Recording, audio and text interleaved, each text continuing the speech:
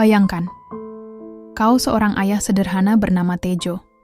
Setiap hari kau dorong gerobak tua, berjualan gado-gado di pinggir jalan, hanya untuk bisa memberi makan istri dan anakmu. Suatu hari, istri yang kau cintai meminta izin pergi bekerja jauh di negeri orang. Kau relakan, meski hatimu berat. Kau sabar menunggu, kau tahan rindu, bertahun-tahun demi masa depan anak kalian. Tapi saat dia pulang, bukan pelukan yang kau terima, bukan senyum bahagia yang kau tunggu, melainkan permintaan cerai. Karena hatinya sudah dimiliki orang lain, dan seolah dunia belum cukup menamparmu.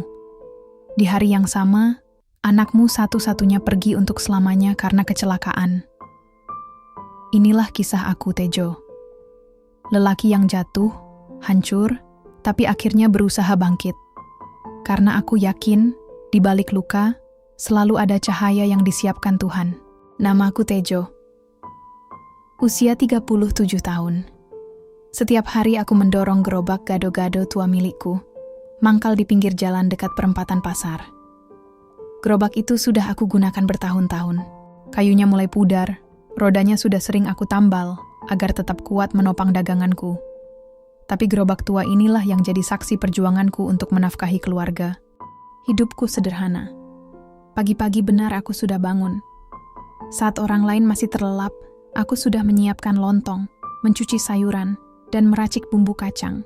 Semua aku lakukan dengan hati yang penuh harap agar dagangan hari ini laku, supaya aku bisa membawa pulang uang untuk beli beras, lauk, dan bayar kebutuhan lainnya. Istriku, Puji Astuti, 1 tahun lebih muda dariku. Puji perempuan baik, rajin, sabar, dan selalu mendukung aku. Kalau pagi dia juga ikut bangun, membantuku mempersiapkan dagangan. Kadang dia hanya duduk di sudut dapur, menatap aku dengan pandangan yang sulit aku artikan. Seperti ada beban yang dia sembunyikan. Kami tinggal di rumah kecil di gang sempit. Dindingnya dari papan, catnya sudah mengelupas. Atap rumah sudah bocor di sana-sini. Kalau hujan, kami harus siapkan ember untuk menampung air. Tapi kami selalu berusaha bersyukur. Anakku, Yanto, 14 tahun. Dia anak yang baik dan pengertian. Meski hidup kami serba pas-pasan, Yanto jarang mengeluh. Dia sekolah di SMP dekat rumah. Kalau libur, dia sering ikut aku berjualan. Kadang dia bantu cuci piring, kadang dia bantu dorong gerobak. Sejujurnya aku merasa hidup kami sudah cukup. Tidak mewah memang, tapi kami bisa makan. Kami bisa bersama. Itu sudah lebih dari cukup bagiku. Tapi aku tahu Puji tidak sepenuhnya tenang. Malam itu, selepas aku hitung hasil jualan, Puji duduk di depanku. Wajahnya serius, seolah ada sesuatu yang sudah lama dia pendam. "Mas Tejo," katanya pelan. "Aku mau bicara soal masa depan kita." Aku diam, menatap dia. "Mas, aku sudah lama mikir. Kita kerja keras setiap hari, tapi hidup kita begini-begini saja. Yanto sebentar lagi masuk SMA. Biayanya besar. Aku takut kita tidak sanggup. Aku tahu apa yang dia katakan itu benar. Aku juga sering resah. Tapi aku tidak pernah berani bilang. Aku hanya bekerja, berharap cukup untuk hari esok." Puji melanjutkan, suaranya makin pelan. "Aku ingin kerja di Arab, jadi TKW. Banyak yang bilang gajinya cukup untuk bekal sekolah Yanto, untuk perbaiki rumah kita. Aku mohon, Mas, izinkan aku." Aku menggeleng. Dadaku sesak. "Puji, kita ini sudah cukup. Kalau kamu pergi, siapa yang temani aku dan Yanto? Aku tidak sanggup hidup tanpa kamu." Puji menatapku. Matanya berkaca-kaca. "Mas, aku juga tidak ingin jauh dari kalian. Tapi aku ingin Yanto sekolah tinggi. Aku ingin rumah ini tidak bocor lagi. Aku mohon, Mas. Demi Yanto, demi kita." Aku tidak langsung jawab malam itu. Aku hanya duduk, menatap dinding rumah kami. Pikiranku penuh. Aku ingin mempertahankan Puji di sini. Tapi aku juga ingin Yanto punya masa depan lebih baik. Pagi harinya, aku bilang dengan suara lirih, "Kalau memang itu pilihanmu, aku izinkan. Tapi janji, jangan lupakan aku dan Yanto." Puji menangis dan memeluk aku erat. "Aku janji, Mas. Aku janji." Hari-hari berlalu. Puji sibuk mengurus berkas dan surat. Sampai akhirnya tiba hari keberangkatannya. Aku dan Yanto mengantar ke bandara. Yanto memeluk ibunya erat sekali. Aku hanya bisa menahan air mata. Puji pergi dengan wajah penuh harap. Beberapa bulan pertama, Puji rajin kirim kabar. Uangnya dia kirim untuk biaya sekolah Yanto, untuk memperbaiki rumah. Aku lega. Meski rindu, aku bersabar. Tapi lama-kelamaan, kabarnya makin jarang. Telepon sulit dihubungi. Surat tak pernah datang lagi. Aku mencoba tetap yakin. Mungkin dia sibuk. Mungkin dia ada masalah di sana. Hari-hariku tetap seperti biasa. Dorong gerobak, menyiapkan dagangan, pulang dengan tubuh letih. Setiap malam aku menatap langit, berharap Puji baik-baik saja dan segera pulang. 5 tahun aku menunggu. 5 tahun penuh rindu. 5 tahun penuh doa. Dan aku tidak tahu bahwa Tuhan sudah menyiapkan cerita lain untuk aku. Cerita yang tak pernah aku bayangkan. 5 tahun berlalu sejak Puji pergi meninggalkan aku dan Yanto. 5 tahun penuh penantian, penuh harap, penuh doa. Setiap pagi aku bangun, menatap sudut rumah kosong tempat Puji biasa duduk. Aku masih ingat betul caranya tersenyum sambil menyodorkan teh hangat sebelum aku dorong gerobak ke jalan. Kini sudut itu hanya diisi sepi. Yanto sudah makin besar. Usianya sekarang 14 tahun. Wajahnya makin mirip Puji. Tatapan matanya, caranya bicara, sering membuat aku merasa seolah Puji masih ada di rumah ini. Yanto anak yang tabah. Dia tak pernah mengeluh meski hidup kami makin berat. Dia tahu aku sudah berusaha sekuat tenaga, dan dia selalu berusaha membantu sebisa dia. Saat libur sekolah, dia ikut aku berjualan. Kalau dagangan habis, dia bantu membersihkan gerobak. Setiap malam aku duduk di depan rumah, menatap bintang di langit, berharap Puji baik-baik saja. Dulu, setiap bulan dia masih sempat kirim uang dan surat. Isinya selalu sama. Katanya dia rindu. Katanya dia akan pulang kalau kontraknya selesai. Surat-surat itu aku simpan rapi di dalam lemari kecil. Kadang aku buka lagi, aku baca perlahan, seperti menelan tiap kata yang dia tulis. Tapi makin lama, surat itu berhenti datang. Uang pun sudah lama tak pernah terkirim. Aku coba berpikir positif. Mungkin dia sedang susah. Mungkin dia belum sempat berkabar. Suatu pagi, aku sedang membersihkan gerobak ketika suara langkah kaki terdengar mendekat. Aku menoleh. Di sana berdiri seorang perempuan dengan wajah yang sangat aku kenal. Puji, aku terpaku. 5 tahun aku menunggu saat ini. 5 tahun aku membayangkan bagaimana pertemuan kami.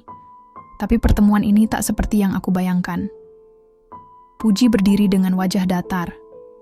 Dia terlihat lebih tua, lebih lelah. Tidak ada senyum hangat di bibirnya. "Mas, aku mau bicara," katanya pelan. Aku mempersilakan dia masuk. Kami duduk berhadapan di ruang tamu sempit yang tak banyak berubah sejak dia pergi. "Mas, aku minta maaf. Aku tidak bisa lagi lanjutkan rumah tangga ini. Aku minta cerai." Dunia seakan berhenti berputar saat aku mendengar kata-kata itu. 5 tahun aku menjaga setia. 5 tahun aku berdoa untuk saat ini. Dan yang aku terima hanya permintaan cerai. "Apa salah aku, Puji?" tanyaku dengan suara bergetar. "Aku sudah sabar menunggumu. Aku jaga rumah ini, aku besarkan Yanto. Kenapa ini yang kamu berikan padaku?" Puji menunduk. Air matanya jatuh. "Aku jatuh hati sama orang lain, Mas. Di sana aku kenal pria Arab. Dia baik. Dia ingin menikahiku. Aku sudah tidak sanggup bohong pada diriku sendiri. Aku mohon maaf." Aku terdiam. Hatiku hancur. Rasanya semua pengorbanan ini sia-sia. Tapi sebelum aku sempat bicara lagi, ponselku berbunyi. Suara di seberang sana terdengar panik. "Mas Tejo, cepat ke rumah sakit. Yanto kecelakaan motor. Parah, Mas." Sampai di rumah sakit, aku langsung menuju ruang gawat darurat. Di sana Yanto terbaring kaku. Tubuhnya penuh luka. Matanya terpejam. "Yanto," aku jatuh berlutut. Air mata jatuh begitu saja. Dunia rasanya gelap. Anak yang selama ini jadi semangat hidupku kini pergi selamanya. Puji datang tak lama kemudian. Dia menangis, tapi aku sudah tidak lagi peduli. Hati ini sudah terlalu remuk. Malam itu aku duduk sendiri di depan rumah. Gerobak gado-gado terparkir diam di sampingku. Aku menatap langit. Tak ada bintang. Hanya gelap. Gelap seperti hatiku. Sejak malam itu aku jalani hidup seperti orang kehilangan arah. Aku tetap dorong gerobak, tapi tanpa semangat. Makanan sering tak habis terjual. Aku pulang hanya membawa letih. Rumah ini semakin sunyi. Tak ada Yanto. Tak ada Puji. Hanya aku sendiri dengan luka yang tak tahu kapan sembuhnya. Tetangga mencoba menghibur. Ada yang bilang, aku harus ikhlas, harus kuat, harus bangkit. Tapi kata-kata itu hanya lewat begitu saja di telingaku. Hatiku sudah terlalu kosong untuk mendengar. Setiap malam aku terjaga. Menatap sudut rumah yang dulu dipenuhi suara tawa Yanto. Menatap kursi kosong tempat Puji biasa duduk. Dan aku bertanya dalam hati, kenapa hidupku harus seperti ini? Hidupku setelah kepergian Yanto benar-benar gelap. Hari-hari aku lalui seperti bayang-bayang. Aku bangun, aku dorong gerobak, aku jualan, tapi semua tanpa rasa. Aku hanya berjalan karena tubuh ini sudah terbiasa bergerak. Tidak ada lagi suara Yanto yang menyambut saat aku pulang. Tidak ada lagi sapaan lembut Puji yang dulu pernah jadi penguatku. Berbulan-bulan aku hidup seperti itu. Kadang aku duduk lama di pinggir jalan setelah dagangan habis. Menatap langit, berharap bisa mendengar suara Yanto, walau hanya dalam mimpi. Tapi malam-malamku sepi. Yang ada hanya rasa rindu dan luka. Tetangga sering bilang aku harus bangkit. Awalnya aku tidak peduli. Aku merasa, untuk apa lagi aku hidup? Tapi suatu sore, seorang teman lama mendatangiku. Namanya Pak Darto. Dia juga pedagang kecil. Tejo, katanya sambil menepuk pundakku. Aku tahu kamu hancur. Tapi Yanto di sana pasti nggak mau lihat bapaknya terus terpuruk begini. Kamu harus bangun. Kamu harus jualan lagi. Kamu harus hidup, Jo. Malam itu aku duduk sendiri di teras rumah. Kata-kata Pak Darto terngiang di telingaku. Aku pandangi gerobak tua yang terparkir di sudut rumah. Aku ingat lagi masa-masa aku bersama Yanto, bersama Puji. Mungkin memang aku harus coba berdiri lagi, walau langkahku pasti berat. Pagi harinya, aku bersihkan gerobak itu. Aku cuci piring dan sendok yang sudah lama berdebu. Aku racik lagi bumbu kacang. Aku potong sayuran. Semuanya kulakukan dengan tangan gemetar. Air mata kadang jatuh tanpa aku sadari. Tapi aku teruskan. Aku harus coba. Hari pertama jualan lagi, aku dorong gerobakku dengan langkah pelan. Rasanya seperti pertama kali aku mulai berdagang dulu. Malu, takut, tapi aku paksakan. Dan ketika ada yang membeli, aku merasa sedikit lega. Mungkin ini awal aku mencoba mengisi kekosongan hidupku. Hari-hari berjalan. Pelan-pelan aku mulai terbiasa lagi dengan rutinitas. Pembeli mulai banyak yang kembali mampir. Aku mulai bisa tersenyum kecil saat melayani. Luka di hatiku tetap ada, tapi aku belajar ikhlas. Di tengah aku mencoba bangkit, aku sering melihat seorang perempuan yang datang membeli gado-gado. Namanya Yuni. Dia seorang janda. Wajahnya sederhana. Dia selalu bicara sopan, matanya teduh. Setiap dia datang, entah kenapa aku merasa sedikit hangat. Awalnya aku hanya anggap dia pembeli biasa. Tapi Yuni sering datang.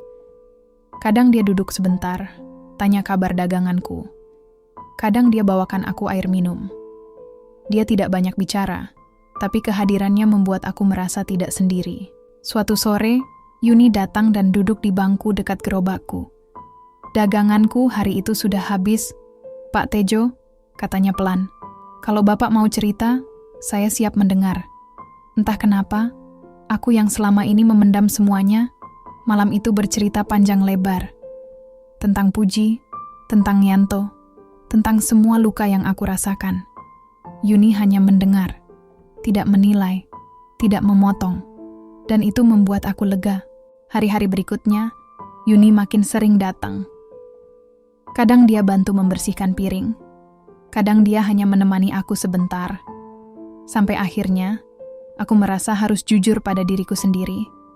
Aku butuh teman hidup. Suatu hari aku berkata padanya, Yuni, aku ini bukan laki-laki yang punya apa-apa. Hidupku penuh luka. Tapi kalau kamu mau, aku ingin kamu jadi teman hidupku. Yuni menunduk. Wajahnya merah. Saya juga sudah lama merasa nyaman di dekat Bapak. Kalau Bapak yakin, saya juga yakin. Kami menikah sederhana.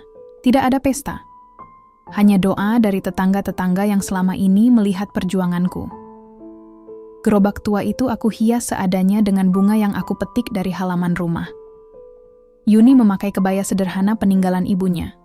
Meski serba sederhana, hari itu aku merasa seperti lahir kembali. Kini hidupku pelan-pelan mulai hangat lagi. Yuni selalu menyiapkan teh hangat sebelum aku berangkat jualan. Dia menungguku pulang dengan sabar. Dia tidak pernah menuntut apa-apa. Rumah kecil ini kami rawat bersama. Halaman depan kami tanami bunga. Aku sadar, hidup ini memang penuh ujian. Tapi di balik luka, Tuhan selalu siapkan cahaya. Dan aku, Tejo, akan terus melangkah bersama Yuni sampai akhir usia. Terima kasih sudah menonton kisah ini sampai habis. Kalau kalian suka dengan cerita ini, jangan lupa tekan tombol like ya. Tulis juga pendapat kalian di kolom komentar.